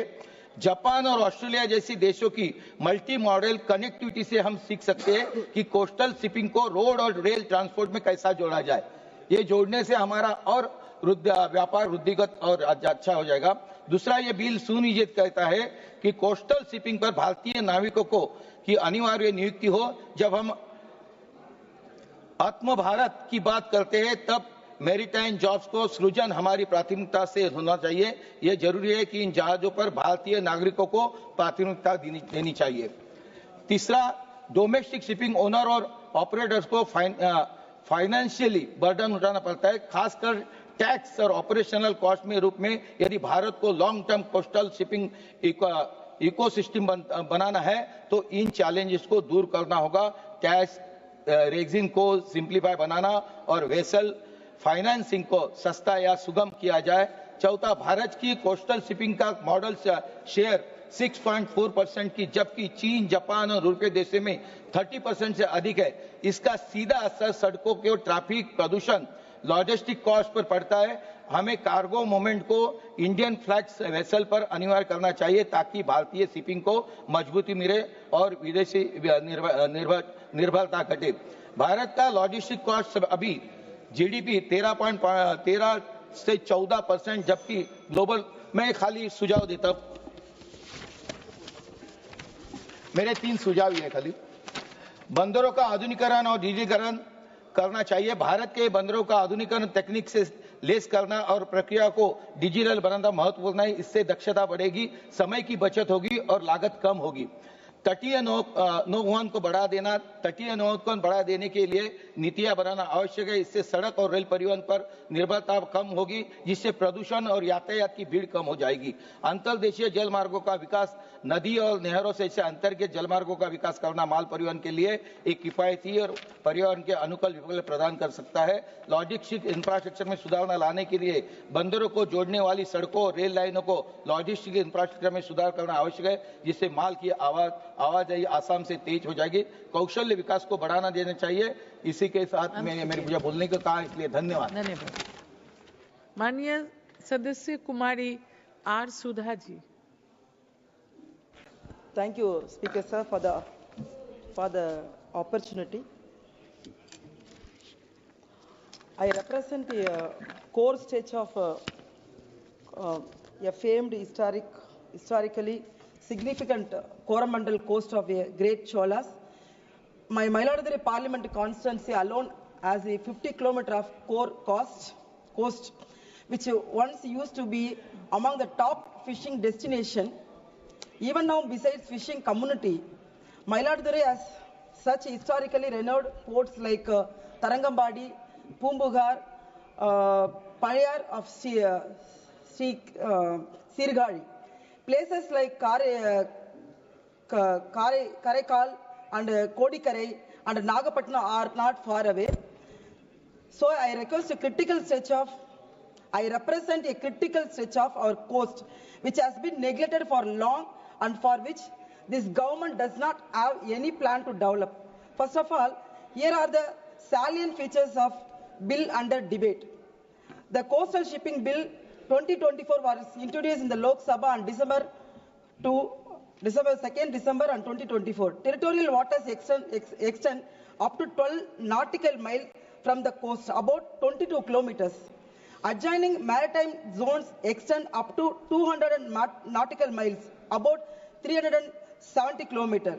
The bill seeks to regulate all types of vessels, including ships, boats, sailing vessels, and mobile offshore drilling units, regardless of them being self-propelled or not. The bill expands this definition to include provision of services including exploration, research, and any other commercial activities except fishing. The Coastal and Inland Shipping Strategy Plan. The bill requires the central government to prepare a national coastal and inland shipping strategy plan within 2 years of the commencement of this act. My sincere concerns stem from only a couple of provisions, which are: number one, bringing all the vessels, including the ship, boats, sailing vessels, under the ambit of this law. Secondly, mobile offshore drilling units under the ambit of this law. Sir, the bill lays down too much of importance of power and regulatory jurisdiction of the union government and less importance of the people who own, manage and run the vessels for general welfare and development of the nation. I request this August House ask itself as to what has been done to help develop ports like Tarangambadi, Poombugar and Paliyar and Sirgari, unless berthing capacity, cargo handling capacity and repairing facilities are created and improved in these ports. This bill will mean a little or nothing to my constituency, in particularly the Tamil Nadu in general. I would like to know that what budgetary allocation and policy proposals are there for my constituency. The next important issue is the offshore drilling, which are notoriously high from my Mayiladuthurai constituency right up to the ecological fragile Gulf of Mannar. Even in this latest report, the union government had admitted that it had either granted or was considering offshore drilling permission for private companies as well as public sector undertaking. Such joint destruction of my Coromandel coastal stretch along my constituency and beyond is impermissible for social, political, economical and environmental reasons. I seek to know if the key stockholders, who are the fisherman community, has been consulted before these provisions are drafted and placed before the August House for the debate. Speaker Madam, this government has three enemies. One is farmers, another one is weavers, another is fishermen. It has done nothing for these three communities which have given India its identity in the commitment of the nations. Of course, your other bias against the women, underprivileged communities and social justice will make the issue only worse. I want this House to first debate what is the amendment proposed to do for fishermen. Whether the fisherman community has been consulted before it is drafted and then cleared for the further proceedings. Madam, in my Mayiladuthurai constituency, in Tamil Nadu, there are 14 districts or coastal districts, 1076 kilometers of coastal line, கடல் பகுதிகள், அந்த கடல் பகுதிகளில் 608 மேற்பட்ட மீனவ கிராமங்கள் அமைந்துள்ளது. இதில் மயிலாடுதுறை மாவட்டத்தில் சீர்காழி, பூம்புகார் என்ற 2 சட்டமன்ற தொகுதியில் மட்டுமே 46,636 மீனவ குடும்பங்கள் இருக்கின்றது. அதில் குறைந்தபட்சமாக 15,000க்கு மேற்பட்ட மீனவர்கள் தன் வாழ்வாதாரமாக மீன்பிடி தொழிலை மட்டுமே செய்து கொண்டிருக்கின்றார்கள். இன்றைக்கு மீன்பிடி தொழிலை மட்டும் நேர்மையாக செய்து கொண்டிருக்கின்றவர்களின் மீனவ மக்களின் நிலைமை என்னவாக இருக்கின்றது என்றால், கடல் பகுதிக்கு சென்று மீன் பிடிக்கும் பொழுது இலங்கை கடற்படையால் மிகவும் மோசமாக துன்புறுத்தப்படுகின்றார்கள். அவர்கள் படகுகள் பிடிக்கப்படுகிறது, அவர்களை அரசு செய்கிறார்கள். சட்டத்துக்கு புறம்பான செயல்கள் எல்லாம் இலங்கை கடற்படையினர் இந்திய மீனவர்களுக்கு எதிராக நடந்து கொண்டிருக்கிறார்கள். இந்திய அரசாங்கமும் தமிழகத்தில் இருக்கின்ற மீனவர்கள் பாதிக்கின்றார்கள் என்ற எண்ணத்தோடு பார்க்காமல், அவர்கள் இந்திய மீனவர்களாக பார்க்காமல் தமிழக மீனவர்கள் என்று பார்த்து அவர்களுக்கு எந்த ஒரு உதவியும் செய்ய மறுக்கிறார்கள். இது ஒரு மிக மோசமான உதாரணம். ஏனென்றால் ஏற்கனவே இந்த அவையில், மாண்புமிகு அவையில், நான் போன மாதத்தில் ஒரு கேள்வி எழுப்பியிருந்தேன். அந்த கேள்வி கிடைத்த பதில் என்னவென்றால், இந்தியாவில் கடற்பகுதியை சுற்றி இருக்கின்ற தேசங்களில் இந்திய மீனவர்கள் எங்கெல்லாம் பிடிக்கப்பட்டிருக்கார்கள் என்று கேள்வி கேட்டதற்கு, பங்களாதேஷ் மற்றும் பாகிஸ்தான், துபாய், ஸ்ரீலங்கா போன்ற தேசங்கள் எல்லாம் இந்திய மீனவர்கள் சிறைப்பிடிக்கப்பட்டு, அவர்கள் படகுகள்லாம் சிறைப்பிடிக்கப்பட்டு அவர்கள் வாழ்வாதாரம் மிக மோசமாக இன்றைக்கு சென்று கொண்டிருக்கின்ற சூழல் இருக்கின்றது. இந்திய அரசாங்கத்தின் கடமை மீனவர்கள் காப்பாற்ற வேண்டும். இன்றைக்கு போர்ட் என்ற ஷிப்பிங் பில் எல்லாம் நாம் இன்றைக்கு இந்த மசோதாக்கெல்லாம் இன்று நம் அவையில் அறிமுகம் செய்கின்றோம். ஆனால் ஃபிஷர்மேன் இல்லை என்றால், மீனவ மக்கள் இல்லை என்றால், கடல் பகுதி என்ற ஒன்று இருப்பதற்கான அர்த்தமே இல்லாமல் போகும். கடல் பகுதி என்ற அர்த்தமே இல்லை என்றால் அங்க இருக்கின்ற வணிகம் நடக்காது, அங்க போர்ட் இருக்காது, போர்ட் ட்ரஸ்ட் இருக்காது, எதுவுமே இருக்காது. இப்படிப்பட்ட ஒரு சூழலில் மீனவர்களை பற்றி எந்த ஒரு கவலையும் இந்த அரசாங்கம், மத்திய அரசாங்கம் கண்டு கொள்ளாமல் இருந்தால் வருங்காலத்தில் மீனவ சமுதாயமே அழிந்து போகின்ற ஒரு சூழல் ஏற்படும். இந்தியாவில் 3 கோடிக்கு மேலாக மீனவ மக்கள் தொகை இருக்கின்றது. அதற்கு 20 லட்சத்திற்கு மேற்பட்ட மக்கள் மீன்பிடி தொழிலே செய்து கொண்டிருக்கின்றார்கள். நாம் இந்த goods and carriage, port and shipping bill போன்ற பல்வேறு மசோதாக்களை இந்த நாடாளுமன்றத்தில் நிறைவேற்றுவதற்காக கொண்டு வருகின்றோம். ஆனால் மீனவ மக்களின் வாழ்வாதாரத்தையும் அவர்கள் உயிரை காப்பாற்றுவதற்காக நம்ம சிறு துரும்பை கூட மத்திய அரசாங்கம் எடுத்து வைக்கவில்லை என்பதுதான் மிக மோசமான சூழலை இன்றைக்கு பார்த்தால், நம்ம டோல்கேட்டில் அதிகமான வரியை கொடுத்து, டோல்கேட் என்ட்ரி ஃபீ கொடுத்து இன்றைக்கு மக்கள் ஒரு இடத்திலிருந்து இன்னொரு இடத்துக்கு செல்ல வேண்டிய சூழல். இன்றைக்கு தமிழகத்தில் 75 ரூபாய் இருந்த டோல்கேட் ஃபீ இன்றைக்கு 150 ரூபாயை உயர்த்தி மிக மோசமான ஒரு சூழலுக்கு இன்றைக்கு இந்தியா தள்ளப்பட்டிருக்கிறது. காலையில் எழுகின்ற ஒரு இந்தியன் இரவு தூங்கும் வரை இந்த தேசத்திற்கு வரி வரி வரி என்று கட்டிக்கொண்டு தன் வாழ்வாதாரத்தை ஒட்டுமொத்தமாக இந்த மத்திய அரசாங்கம் எழுத்துக் கொண்டிருக்கிறது. ஒரு சாதாரண எளிய மக்களின் வயிற்றை கிழித்து அவர்களுடைய ஒட்டுமொத்த வருமானத்தையும் அவர்களுடைய பொருளாதாரத்தையும் எடுத்து அவர் ஏழ்மை நிலைக்கு தள்ளுகின்ற ஒரு தேசமாக இன்றைக்கு இந்தியா சென்று கொண்டிருக்கிறது. குறிப்பாக ஏடிஎம் நிலையங்களுக்கு சென்று நம் ஏடிஎம்மில் பணம் எடுத்தால், ஒரு முறை 2 முறை எடுத்தால் ஃப்ரீயாக எடுக்கலாம். ஆனால் 5 முறை எடுத்தால் 23 ரூபாய் எடுப்பார்கள், ஃபைன் எடுப்பார்கள் என்றால், அதுக்கு பெனால்டி போடுவார்கள் என்றால் 23 ரூபாய் என்பது ஒரு சக மனிதன், ஒரு சாதாரண எளிய மனிதனின் ஒரு நாள் உணவுக்கான பணம் என்பது 23 ரூபாய். அதை நீங்கள் வரியாகவும் ஃபைனாகவும் பிடித்துக் கொள்வதாக சொல்லி ஒட்டுமொத்த இந்திய மக்களின் பேக்கெட்டில் இருக்கின்ற பணத்தை ஒட்டுமொத்தமாக சூறையாடி கொண்டு கொள்ளையடித்துக் கொண்டு இருக்கின்ற தேசமாக இன்றைக்கு மாறி போயிருக்கிறது. அன்றைக்கு வ.உ.சி. சிதம்பரம் பிள்ளை அவர்கள் பிரிட்டிஷாரை எதிர்த்து சுதேச கப்பலை இயக்கினார். எதற்காக என்றால், பிரிட்டிஷ்காரிடம் எதிர்த்து போட இந்தியாவிற்காக ஒரு பெருமையாகவும் இந்தியன் ஒரு வணிகம் செய்ய முடியும், சுயமரியாதையாக தன்மானத்தோடும் பிரிட்டிஷ்காரரை எதிர்த்து சேவை செய்ய முடியும், பிரிட்டிஷ்காரை எதிர்த்து இந்திய தேசத்தை காப்பாற்ற வேண்டும் சுதேச கப்பலை இயக்கினார். ஆனால் இன்றைக்கு ஒரு பிரிட்டிஷ் அரசாங்கமே இன்றைக்கு மீண்டும் இந்தியாவில் நடந்து கொண்டிருக்கின்றது. இது மிகப்பெரிய அவமானம். இது இன்றைக்கு நடந்து கொண்டிருக்கின்ற இந்த பிரிட்டிஷ் அரசாங்கத்தை எதிர்த்து ஒட்டுமொத்த மக்களும் போராடி கொண்டிருக்கின்றார்கள். வரி வரி வரி என்று தினந்தோறும் மக்களின் பேக்கெட்டை கொள்ளடிக்கின்ற இந்த அநியாயமான பிடித்த இந்த சேவையை தயவு செய்து நிறுத்துமாறும், இந்த வேலையை நிறுத்துமாறும் மக்கள் கேட்டுக் கொண்டிருக்கிறார்கள். அதை தாண்டி இன்றைக்கு இந்த பில்லில் நிறைய பல விஷயங்கள் டிஸ்கஸ் பண்ண வேண்டிய விஷயங்கள் இருக்கின்றது. 3 கோடி மீனவ மக்களிடம் இந்த பில்லை குறித்து ஒரு கேள்வி கூட, ஒரு கருத்தை கூட நீங்கள் பெறாமல் இந்த பில்லை நிறைவேற்றுவதற்காக துடித்துக் கொண்டிருக்கிறீர்கள். இது மிகப்பெரிய அநியாயமானது. குறிப்பாக சர்டிபிகேட் ஆஃப் இவாலுவேஷன் என்கின்ற all the Indian officers and engineers who got their competency licensing from foreign countries which are white flag nations. Madam, all the Indian officers and engineers who got their competency license from foreign countries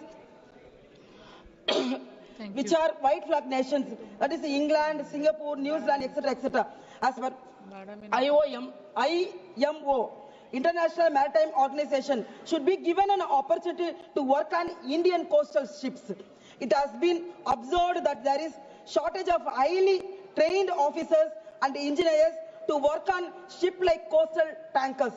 So Indian national who have taken competency certificates from white flag nations can be employed on these vessels.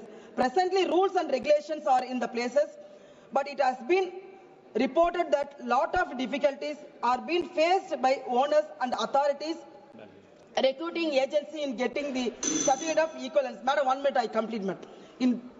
In maritime marine department, mercantile marine department,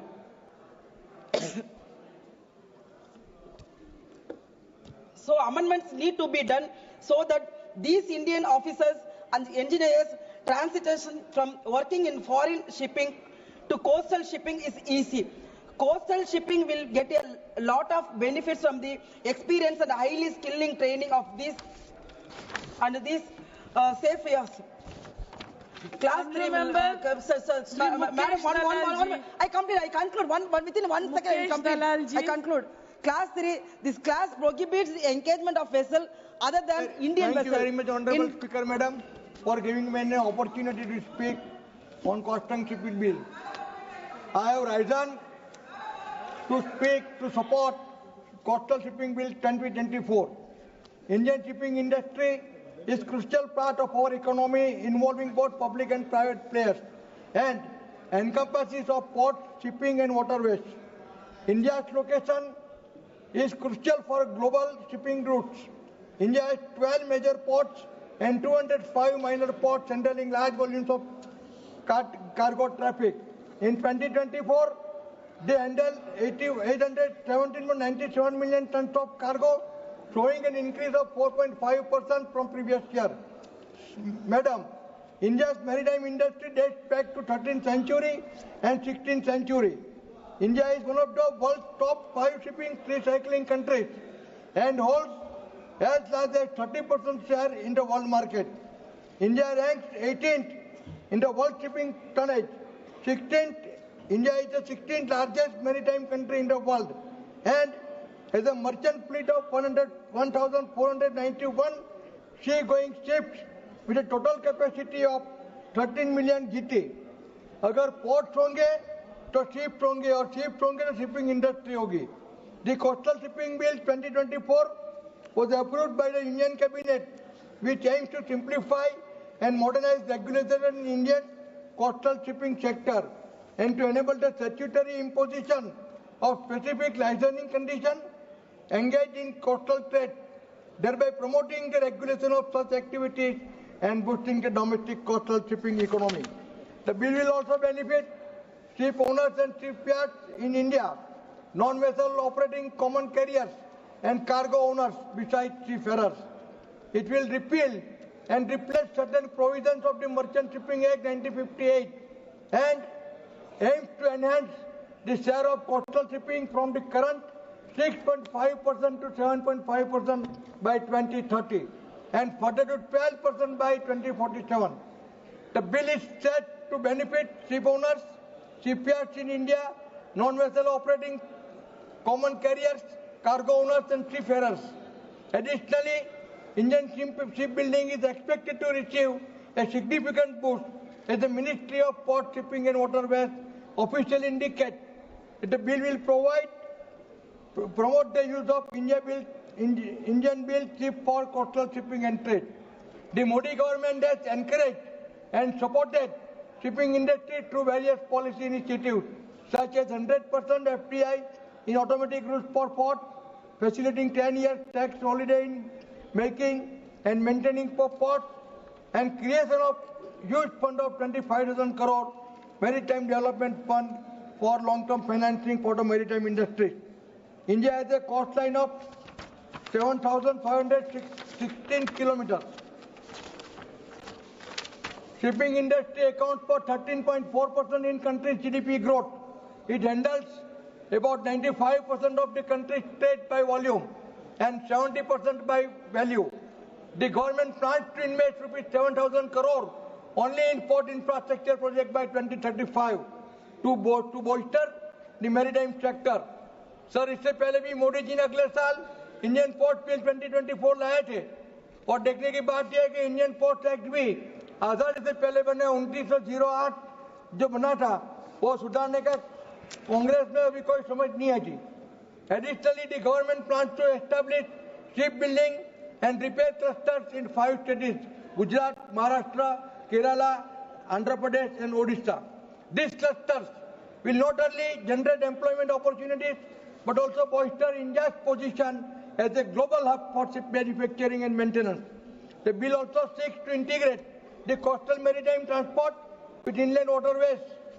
Sir, madam, Congress never invented and invested in ports and shipping. Madam, with your kind permission, I may recall that on June 1924, the Modi government approved plans to invest over 800 billion rupees in the construction of Vadhavan Port located in North Mumbai, which is going to be one of the top ports in the world in future. Madam, it is also heard that to boost the shipping industry of India, the government is planning to establish a new shipping company to expand its fleet by at least 10,000 ships in the next decade. ये है मोदी का vision और mission. On July 26, 24, Modi government announced new shipping financial assistance policy, providing financial aid of rupees 337 crore to enhance India's competitiveness against foreign shipyards. Since the inception of the policy, 313 vessels orders worth rupees 10,000 crore has been secured.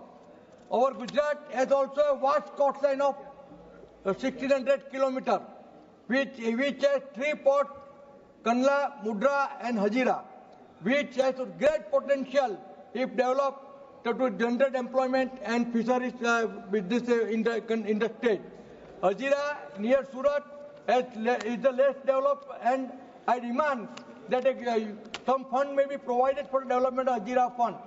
Apart from that, seashore is near to Surat, Dimmas and Rafari and Dandi. These 3 shores, if developed fully and if provided fund, then they have great potential for the fishermen of the city. The proposed bill is a key component of India's comprehensive strategy to accelerate the growth of its maritime sector. The country aims to double its container handling capacity within the next 5 years, potentially creating an estimated 20 lakh jobs. By fostering a more favorable regulatory environment, the bill is expected to play a pivotal role in achieving these ambitious goals. Additionally, the government plans to establish shipbuilding, repair clusters in 5 states. These clusters will help to boost development. This bill is unique in the sense of licensing reforms, integration with inland waterways. It will also boost comprehensive database development for the shipment and, most importantly, boost seafarers and shipbuilding in the country. To conclude, the bill represents a transformative step towards revitalizing India's maritime industry by simplifying processes, reducing bureaucratic hurdles, and fostering a more business-friendly environment. By introducing standardized and expedite clearance, the bill mechanism and simplifying regulation, it aims to make the sector more attractive to operators and investors. It will attract FDI and foreign investment in the future. The removal of licensing reforms will streamline coastal shipping operations, enhancing efficiency and cost effectiveness while driving growth and investment in the industry. Ultimately, this reforms will boost the competitiveness of India's coastal shipping sector, improving its global standing and creating new opportunities for innovation and expansion. In all, I support the shipping bill, which will carry the India towards developed Viksit Bharat to 2047 mission of Narendra Modi. धन्यवाद. माननीय सदस्य Shri M Gurumurthy ji. Thank you, madam. Thank you for allowing me to discuss on the Coastal Shipping Bill 2024, madam. I would like to highlight its transformative potential for India's maritime sector by emphasizing its key positives, madam. Madam, Clause 4 of this bill simplifies regulatory process, madam, by allowing the Director General to grant license for costing trade, madam. Madam, it encourages more domestic operators to engage in coastal shipping and boosting domestic shipping activities, madam. Madam, Clause 8 of 2B integrates coastal shipping with inland waterways, madam. It creates a seamless multimodal transport network, madam. This enhances connectivity and reduces transportation costs, benefiting both domestic and international trade, madam. In Clause 8 of 2F promotes the use of Indian-built vessels supporting domestic shipping and repair industries, madam. This clause of 8.2F fostering self-reliance in maritime infrastructure and it creates jobs, madam. In Clause 9 of this bill, establish a national database for coastal shipping to ensure transparency and aid in information sharing, madam. This enhancing transparency and facilitating better decision making, madam. These provisions collectively aim to modernize India's maritime sector, promote domestic participation and enhance national security through the robust coastal fleet, madam. Madam, I would like to seek clarification from the Honorable Minister for the following questions, madam. On Clause 3, how will the statutory imposition of different licenses conditions on foreign vessels affect international trade and foreign investment, madam? Especially considering this clause, which prohibits foreign vessels from engaging in costing trade without a licenses, madam. Madam, on Clause 15 and 25, will the stringent penalties introduced disproportionately affect smaller business persons, madam? And if so, what measures can be taken to mitigate this impact, madam? On Clause 37, how will the government ensure consistent enforcement of the law under this clause, which allows for exemptions and delegation of power to prevent favorism or uneven application of laws, madam? On Clause 8.2b, what steps will be taken to ensure the seamless integration of coastal shipping with inland waterways as proposed in this clause to maximize its benefits for domestic trade and in especially states like Andhra Pradesh, which has second longest coastal line, and we took major strides to developing new ports and harbors, madam. On the environmental compliance, how will the integration of environmental standards under the bill be enforced and what specific measures will be taken to ensure compliance, madam? Thank you, madam. I support this bill, madam. धन्यवाद. माननीय सदस्य श्री सुधाकर सिंह जी. श्री सुधाकर सिंह जी.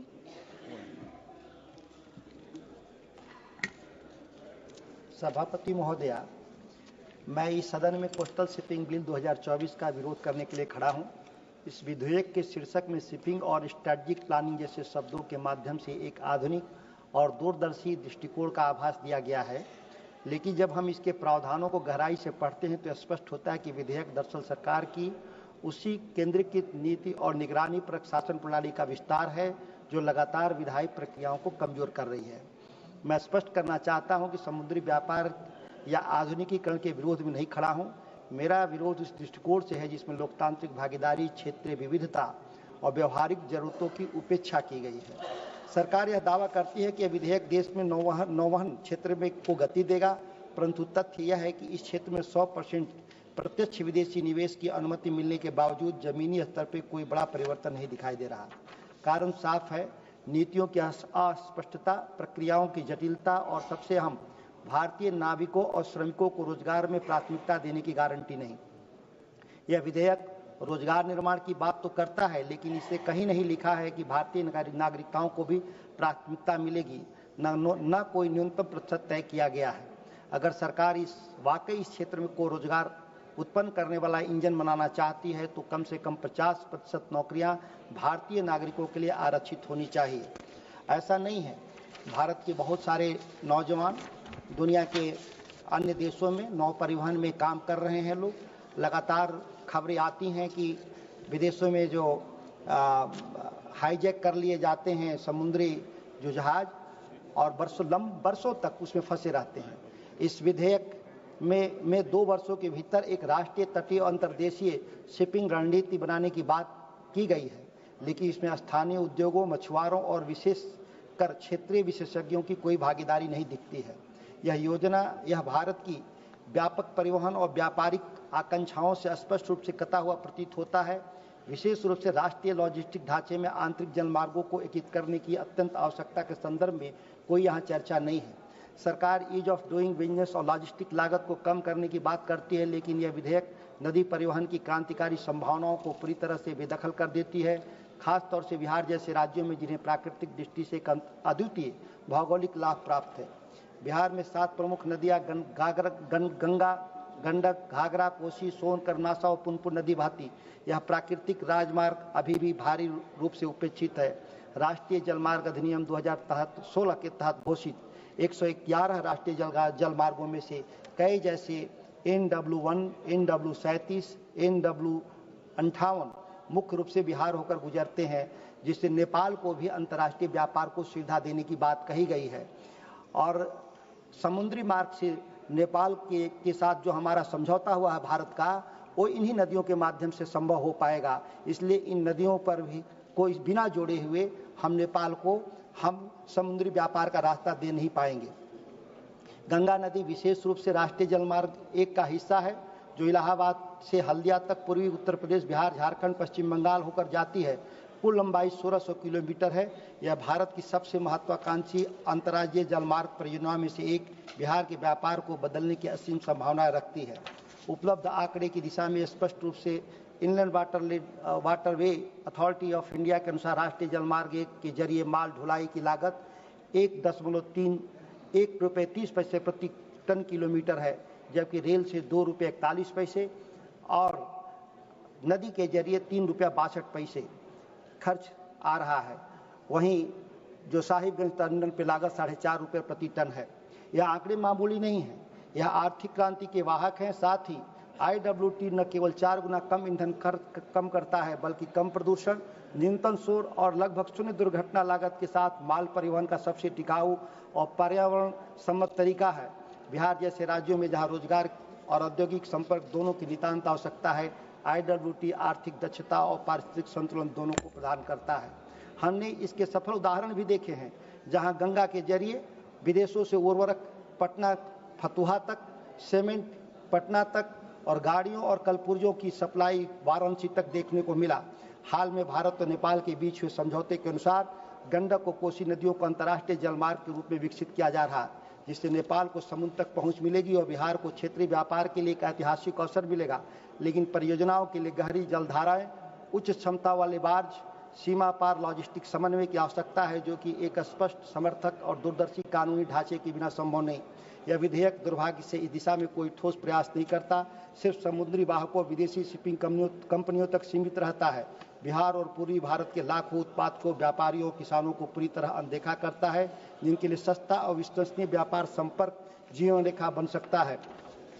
और हमें यह नहीं भूलना चाहिए, बिहार की यही नदियां जो हर साल मानसून में बाढ़ बनकर तबाही लाती हैं, यदि समझदारी से प्रबंधित और नेविगेट किया जाए तो समृद्धि की रीढ़ बन सकती है। गंगा, कोसी या सोन के डरने के बजाय हमें उनकी ताकत को आर्थिक धमनियों में बदलने की आवश्यकता है। हर साल तटबंध बनाना और बाढ़ राहत देना कोई समाधान नहीं, जबकि नदियों की खुदाई, ड्रेजिंग, टर्मिनल निर्माण, flood plains, industrial hub, barge network में निवेश करना एक दूरदर्शी रणनीति है। नियंत्रित नौ परिवहन के लिए निरंतर रखरखाव की आवश्यकता होती है, जिसमें खुदाई, तटबंध, तट मजबूती, ट्रैफिक नियंत्रण शामिल है, और यह साल भर रोजगार देता है। सुपौल, सहरसा, कटिहार, खगड़िया, अररिया, मधेपुरा जैसे बाढ़ प्रभावित जिलों को आंतरिक लॉजिस्टिक गलियारों में बदलना उन्हें आपदा क्षेत्र से विकास क्षेत्र में बदल सकता है। हर टन माल जो नदी से ढोया जा सकता है वह केवल पैसा और ऊर्जा नहीं बचाता, यह शांति, स्थिरता और गरिमा की बुनियाद भी बनाता है। उन क्षेत्रों में से जो अब तक सिर्फ विस्थापन और पीड़ा के प्रतीक रहे, यह बदलाव है जिसके बिहार की जनता हकदार है। और माल परिवहन पर कोई भी गंभीर कानून, चाहे समुद्र के जरिए या नदी के, इतनी हिम्मत और कल्पना होनी चाहिए कि इस परिवर्तन को संभव बना सके। यही वह कानून जिसके भारत को जरूरत है, न कि खोखला विधेयक जो शिपिंग कंपनियों को सेवा करता है लेकिन भारत के जलपोत निर्माताओं को भूल जाता है। धन्यवाद सभापति महोदय। माननीय सदस्य Shri T Uday Srinivas ji.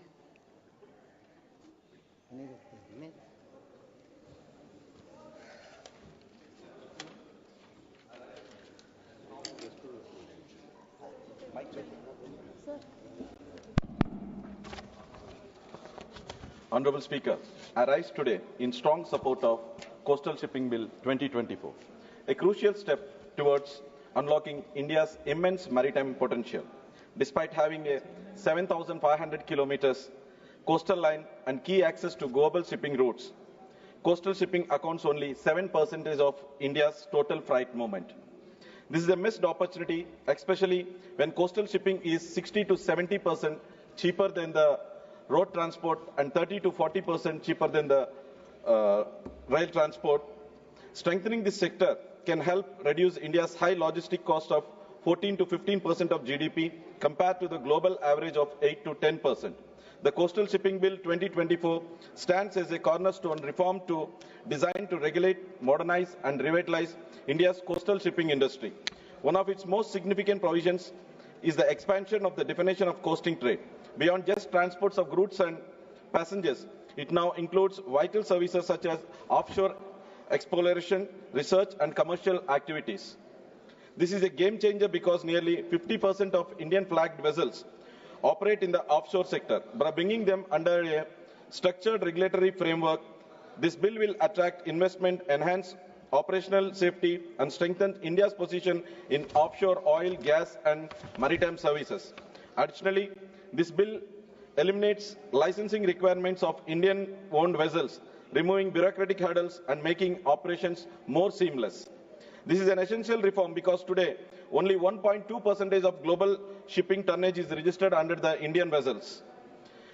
For below our economic potential, prioritizing Indian-built and Indian crude vessels will create thousands of jobs for our Indian seafarers and reduce our reliance on the foreign flagships. Sir, this reform is not just economic. It is about protecting our people. India is the third largest provider of seafarers globally, contributing nearly 10% of maritime workforce. At most, Indian seafarers are employed on foreign-owned vessels, leaving them vulnerable to exploitation. Disturbingly, India recorded the highest number of abandoned seafarers in 2024. To safeguard our maritime workforce and ensure stable employment, this bill can incorporate provisions to mandate minimum quota of Indian seafarers on Indian flagged vessels. Honorable Speaker, a key feature of this bill is establishment of National Coastal and Inland Shipping Strategic Plan, aimed at integrating our 14,500 kilometers of inland waterways with coastal shipping. This integration is essential to make maritime transport a cost-effective and efficient mode for goods and passengers. However, this vision cannot be realized without better maintained waterways. Sir, in the past 5 years, not even a single capital dredging project has been undertaken by the Inland Waterways Authority of India. Only maintenance dredging has been carried out. If we truly want to unlock the potential of our waterways, we must invest in large-scale planned capital dredging to ensure navigational depth and modernize India's dredging fleet with advanced technology. This bill lays the foundation for a coastal fleet which is owned and operated by Indian citizens, but truly realize this vision, we must build a fleet that is built, owned and operated by Indians. Strengthening our domestic shipbuilding industry is critical. The government has already taken commendable steps such as the revamped shipbuilding financial assistance policy, the Maritime Development Fund of 25,000 crore, the establishment of shipbuilding clusters in 5 coastal states, including Andhra Pradesh. However, to maximize this impact of these initiatives, they must be expanded. My constituency, Kakinada, is the ideal location to drive growth of this sector. With its natural deepwater port, strategic location, and well-developed industrial infrastructure, Kakinada is primed to becoming a leading shipbuilding hub. If we channel the right investments and policy support, Kakinada can be at the heart of the India shipbuilding renaissance. Under the visionary leadership of Prime Minister Narendra Modi ji, the NDA government is charting a new course for India maritime future. Through bold reforms and strategic initiatives, you are not just boosting coastal shipping, but transforming India into a self-reliant maritime powerhouse, which is built on Indian ships driven by Indian talent and sailing towards global leadership. I conclude by extending my full support to the Coastal Shipping Bill 2024. Thank you, Madam. Jai Hind. धन्यवाद। माननीय सदस्य श्री राजा राम सिंह जी।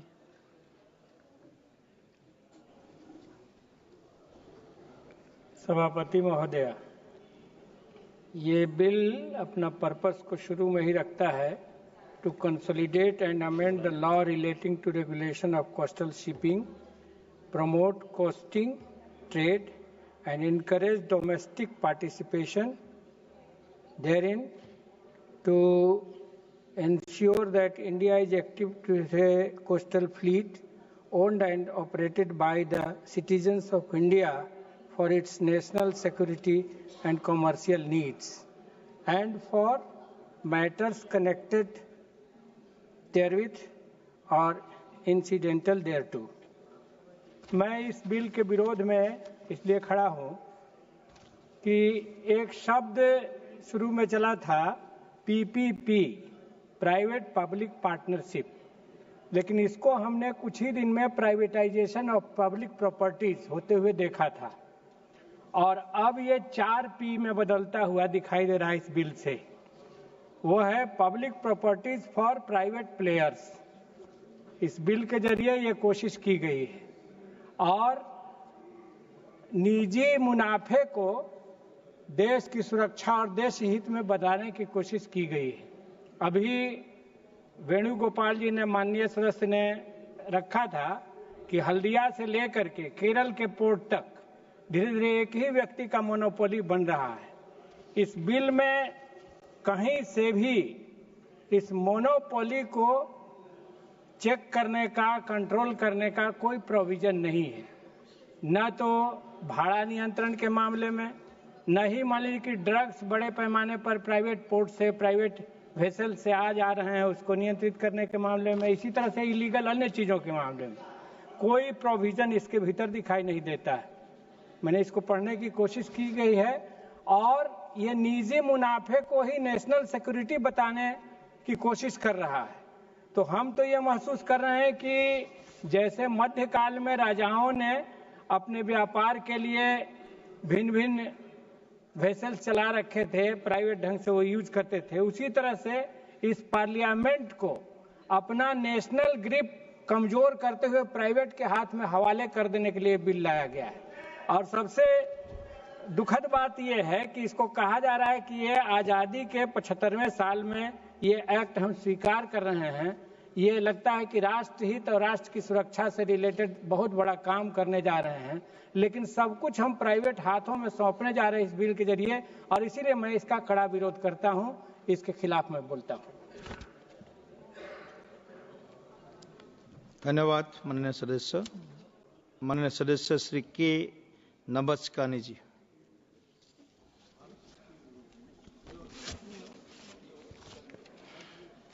நன்றி மாண்புமிகு அவைத்தலைவர் அவர்களே.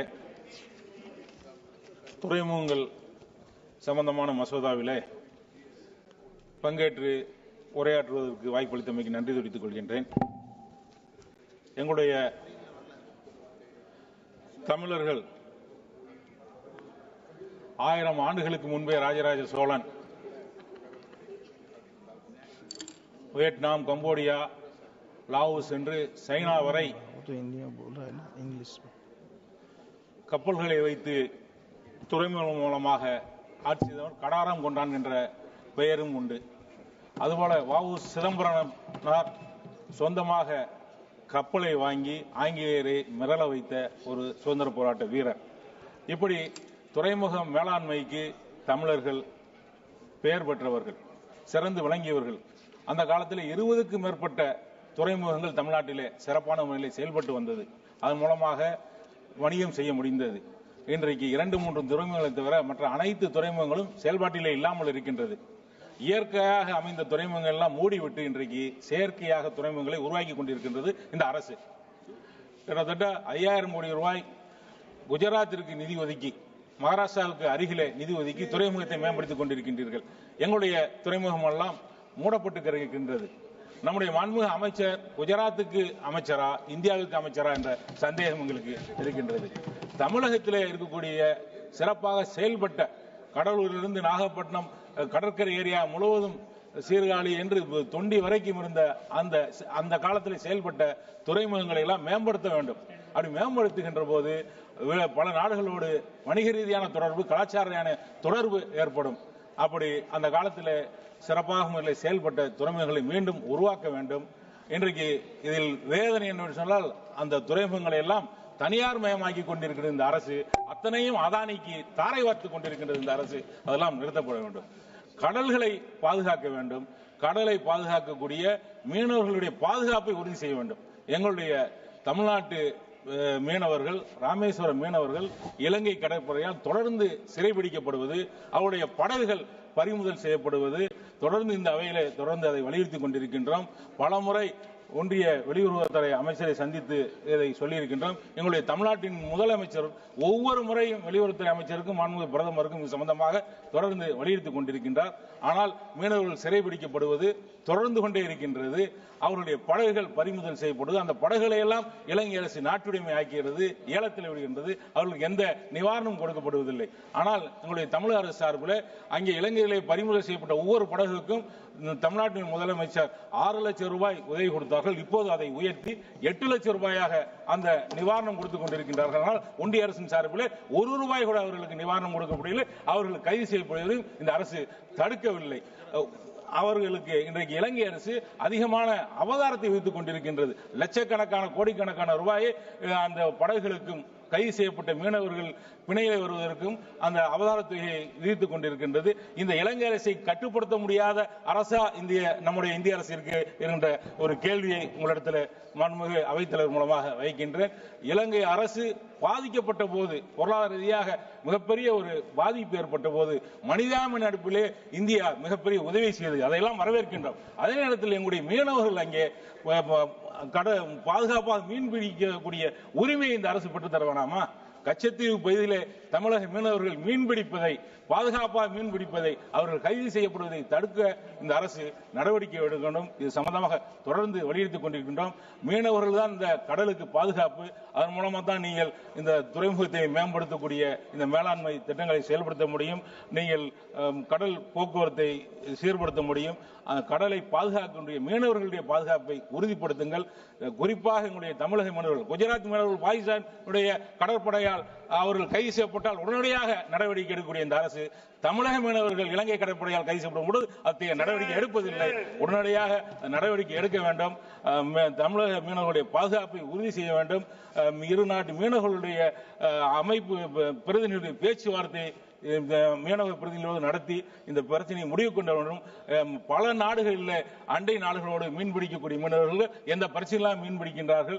இந்த இலங்கை தமிழக இந்திய மீனவர்களுடைய பிரச்சனை மட்டும் தீர்க்கப்படாமல் இருக்கிறது. ஒன்றிய அரசு அதிக கவனம் செலுத்தி தீர்க்க வேண்டும் என்று கேட்டுக்கொள்கின்றேன். நன்றி. Honorable Member Sri Anand Bhadoria ji. धन्यवाद सभापति महोदय। आपने मुझे तटीय पोत परिवहन विधेयक 2024 पर अपनी राय अपनी पार्टी की तरफ से रखने का अवसर प्रदान किया है। सभापति महोदय, हम लोग इस सदन में जब से चुन करके आए हैं, सरकार की तरफ से कई सारे विधेयक प्रस्तुत किए गए, लेकिन ज्यादातर जो बिल आए हैं उसके दो कारण हमें समझ में आए। एक तो रिकॉर्ड पर रिकॉर्ड बनाना कि हम इतने अमेंडमेंट लेकर के आए हैं, हमने इतने पुराने नियमों में संशोधन किया है, और दूसरा कहीं ना कहीं जो आम आदमी है उसके व्यापार के बिना पर, उसकी जरूरतों के बिना पर, उसके व्यापार के हितों की अनदेखी करके जो बड़े व्यापारिक मित्र हैं उनको कहीं ना कहीं लाभ पहुंचाने के लिए विधेयक, अमेंडमेंट, बिल लाने का काम हो रहा है। जो दर्जनों जो तटीय पोत परिवहन विधेयक आया है, सभापति जी, हम कहने को तो मछुआरों के और तटीय इलाके के लोगों के हितों को लेकर के आए हैं, लेकिन ऐसा तो नहीं। हम 1 अप्रैल को जब आज चर्चा कर रहे हैं 1 अप्रैल को, तो कहीं ना कहीं ये मछुआरों के लिए एक धोखा साबित होने का काम हो।